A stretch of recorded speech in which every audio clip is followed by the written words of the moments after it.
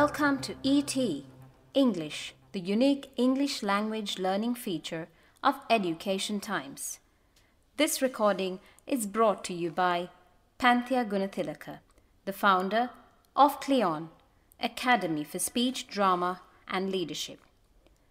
The Education Times comes to you every week with the Sunday Times, a leading publication of Vijaya Newspapers Limited. ET English introduces a unique way of learning English through stories. It has a short novel and also a picture story, both of which are being published in episodes every week. All the lessons and activities that are given in the feature are from these two stories. Many English scholars accept that when you learn a language through stories, you remember them better. Further, the picture story will complement this by adding the visual component as well, where it will help the readers create vivid images in their minds, helping them remember those dialogues and the words through these incidents. Now we're going to bring the audio version of this feature, where you can listen to the stories and the lessons. First the picture story, secondly the novel, and finally the lessons. Both the stories in this feature are based on stories from the short story book by Mr. Asghar Hussain and published by Vijayapa Publications.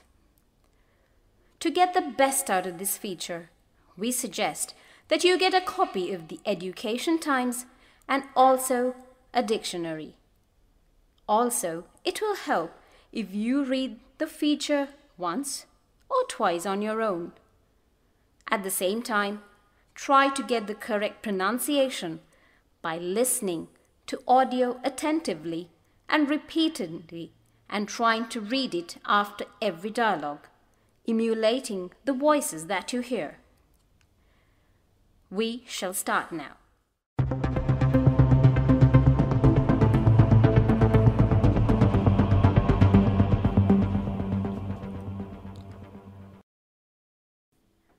The picture story, and all because of a fag, based on a story by Asghar Hussain. Illustrations by Anton B. Pereira. Part 4.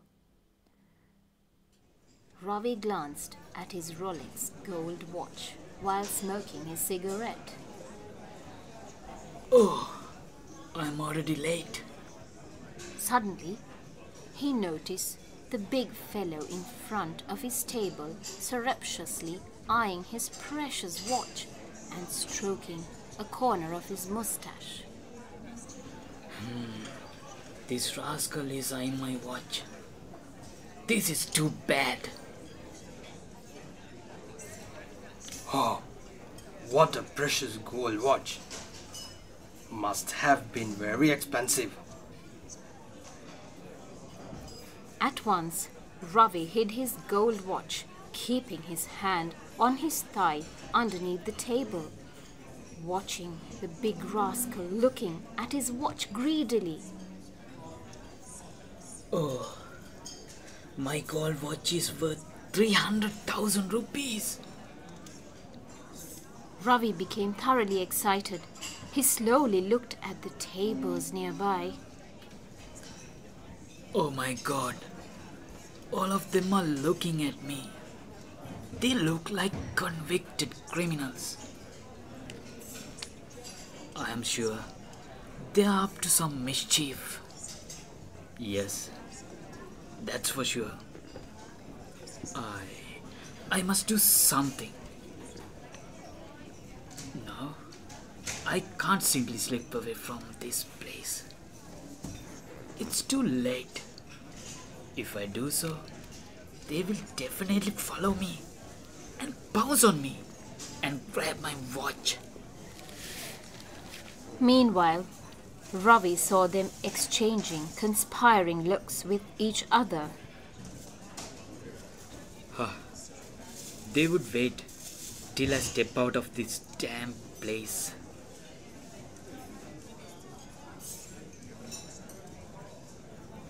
Macha, this is our chance. We can make a good deal today. Watch him carefully.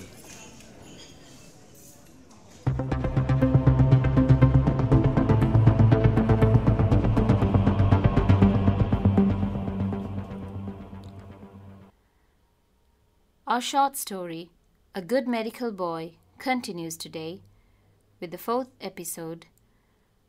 Short story taken from the book The Mirror of Paradise, based on a story by Asghar Hussain.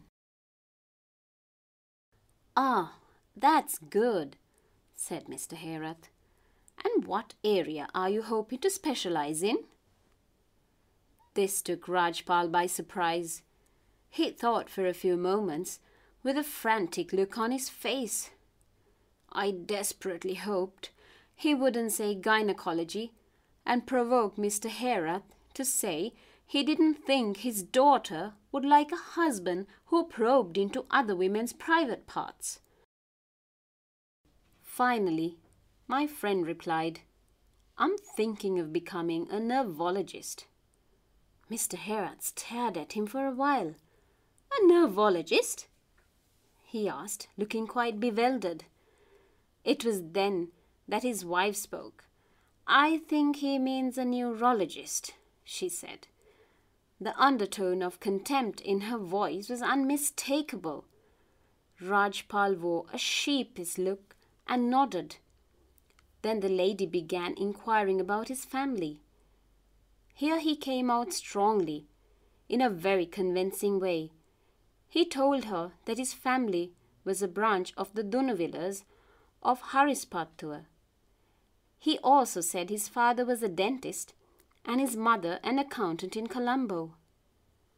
The couple seemed quite impressed. Mr. Herath now felt it was time to talk about his own accomplishments. He told us that he is a successful planter and had come up with some innovative ideas to boost productivity in the estates. We also heard that a cabinet minister had once worked under him, and that a former president wanted to appoint him as ambassador to Italy, but he had declined. Then he began talking about his father, who had been a civil servant. He stressed the importance of being in the civil service before it was scraped in the 60s. You know, at that time, they were the most respected people of all. Only a very few were chosen each year, and rich parents did their best to catch such a man for their daughters. They were preferred over engineers, lawyers, and even doctors. Mr. Herath rambled on about his father for several minutes. Then he stroked his moustache and decided to talk about his great-grandfather. He pointed at a framed picture of that eminent ancestor, who had posed for the camera wearing a white coat, and told us that he had been a wealthy landowner. We also learnt that during the colonial era he had never hesitated to travel in the first-class train compartments, which was reserved for whites and the most powerful local elites. By now, I and Rajpal were feeling quite hungry. That morning at campus, we had only had a bowl of sago porridge. We didn't have a heavier breakfast because my friend felt we should leave room for the much anticipated feast. The problem was sago pudding. We now learnt is that after a couple of hours, your stomach begins to let out embarrassing rumbles. I could hear not only the words coming from inside me, but also those emerged from my batchmate. We began to feel very uneasy. I hoped our host, who sat just a few feet in front, wouldn't hear the rumbles.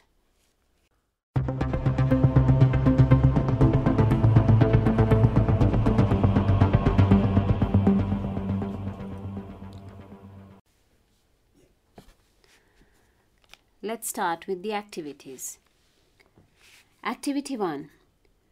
It requires reading to find required information. All you have to do is read the text and you have to state whether the given statements are true, false, or the information given is not adequate to give a true or false answer. We'll start with the first one. When Mr. Herath asked Rajpal the area that he was hoping to specialize in, Rajpal had a happy smile on his face. This is false. The second one, the writer did not wish Rajpal to say gynecology. The answer is true. The third question, Rajpal deliberately used neurologist for neurologist. The answer is false. The fourth one, Mrs. Herath began inquiring about Rajpal's family. This is true. Question number 5. Rajpal told that his father was a dentist and his mother an accountant. True. Question number 6. Mr. Herath told that he was a cabinet minister. This is false. The seventh one, Mr. Herath's father had once been a civil servant. This is also true. The eighth question, Rajpal and his friend had had a heavy breakfast that day. False. Moving on to the ninth question, Mrs. Herath's sister was a very attractive lady. There is no information given as to say whether this is true or false. The 10th and the last question for activity 1. Rajpal and his friend let out embarrassing rumbles because they were hungry. This is true. We move on to activity 2, which is vocabulary enrichment. And today we have 28 words taken from the text and with similar words to make you understand the word better. Starting from the first one, specialize means to study, major in, concentrate. The second one, surprise, astonishment, amazement, shock. The third word, frantic, panically, hysterical, worried, anxious. The fourth one, desperately, means badly, dreadfully, urgently, or gravely. Provoke is the fifth word, which means incite, rouse, spur, irritate. The sixth word is probed, that means queried, delved, inquired. The seventh word, bewildered, means baffled, bemused, or to be befuddled. The eighth word, undertone, meaning hint, suggestion, trace, or connotation. Contempt is the ninth word, which means disdain, scorn, dislike, disrespect. The 10th word is unmistakable, which can also mean obvious, evident, or definite. The 11th one, sheepish. It can give the same meaning as ashamed, embarrassed, or shamefaced. Convincing is the 12th word, which gives you the meanings undoubted, resounding, conclusive. Impressed is the 13th word, and similar words are fascinated, enthralled, awestruck, overwhelmed. The 14th word, accomplishments, meaning achievements, successes, or feats. Moving on to the 15th word, innovative, means groundbreaking, pioneering, original, or simply new. Productivity is the 16th word, which gives the same meaning as output, yield, efficiency, or harvest. Number 17, declined. In other words, you can say dropped, let go, withdrawn, pulled out. Scraped is the 18th word, which means erased, removed, deleted, or wiped out. Respected is the 19th word, which means esteemed, valued, treasured, cherished. 20th word, preferred, which can also mean favored, to be chosen, wished, or to be desired. Stroked is the next word, which means to be caressed, fondled, patted, or rubbed. 22nd word is eminent, which can mean renowned, distinguished, celebrated, prominent. 23rd word is ancestor, meaning forefather, predecessor, or progenitor. 24th word, hesitated, can mean vacillated, wavered, deterred, delayed, or boggled. 25th word, anticipated, which can mean, in simple words, expected, predicted, awaited. 26th word, embarrassing, means awkward, uncomfortable, uneasy, humiliating. The 27th word, rumbles, means roars, thunders, grumbles, growls. And the last word, the 28th word, emerged, means arose, appeared, ascended. Moving on to activity 3, we have grammar focus. And today we focus on adjectives. Adjectives are words that describe nouns. And in the passage we find 35 adjectives of different kinds. And your job is to read the text carefully and find at least 25 of them. Activity 4 is the usual language expression and possible applications in your usage of the English language.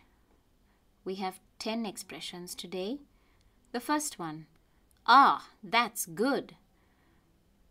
You can use terms as, ah, that's fine.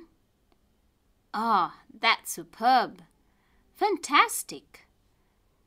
The second one, with a frantic look on his face, which can mean with a happy smile on his face. The third expression, I think he means a neurologist. You can use the application, I think you mean a real professional. The fourth one, come up with some innovative ideas, which you could say, suggest some new ideas. The fifth one, we began to feel very uneasy. In simple application, it could be, she began to feel very uncomfortable. The sixth expression, what a precious watch. This we find in the picture story, and you can use this expression like this. What a thrilling match! What a delicious meal! The seventh one, watch him carefully. Or you can say, keep an eye on him. The eighth one, also taken from the picture story, this rascal is eyeing my watch. You can say, be careful. They are eyeing all over the place. The ninth one, hey, they look like convicted criminals. You can use the application, oh, she looks like an innocent dove. The 10th one, now I can't simply slip away from this place. You can simply say, now I am caught. Activity 5. You have to read the picture story and answer the questions to complete the sentences. We have 5 such questions. The first one, in scene 1, why did Ravi glance at his watch? The second question, what was the big fellow in front of his table in scene 2 doing? The third one, What did Ravi do in scene 5? The fourth one. If Ravi slips away from the place in scene 8, what will the rascals do? The last one. What were the rascals planning to do in scene 10? Your job is to read the picture story and answer the questions in the different scenes given below. We come to the end of the activities for today's lesson.